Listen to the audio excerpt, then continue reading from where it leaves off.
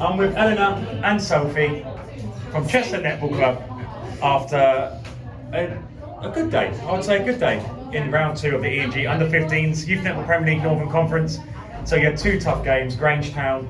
If we do a flashback to last season, it was the first quarter of that game against Grangetown. They annihilated you, didn't they, from last season? Yeah. They was up a stupid amount. So were you quite conscious coming to this game that you didn't want that to happen again? Yeah, I think we were definitely like learning from our past experiences, and obviously that works. Well, what did you learn in that game? Like, what was the mindset coming in? What did you have to do to kind of get the win instead of getting a loss this time? We had to probably go out strong because normally we have a slow start, so we had to start strong. And I think also move the ball quick to sort of put them out in their formation, and then we can just sort of hold them.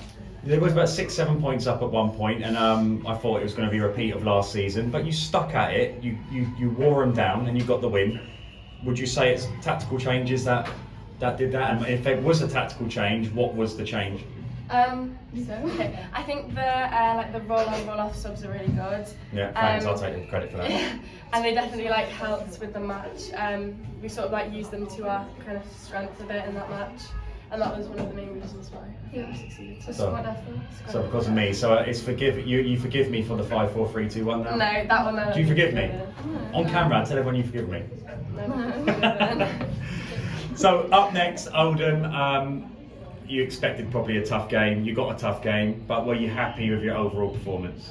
I think if we played how we played in the 4th quarter throughout the whole of the match, we 100% would have beat them. But I think, I don't know, I feel like we just had a really slow start, and then we're just tracking back up, sort of working. Yeah, you don't really want to be in a position where you're chasing the game against Oldham. But you did get a win and a draw. That means you have 4 points on the board. It's quite close up there. If Ellesmere Port win, they'll be top along with Bury and Oldham, and then you've got yourselves with 4 points, Kingsley Power with 4 points, Grangetown with 4 points. How do you see this season then panning out for you? Are you confident you can reach the top 4? Oh yeah, 100%. I think. Yeah. I'm confident. Yeah. And with Kingsley Power losing both games today, does that throw a bit of a? Does that show how competitive the league is?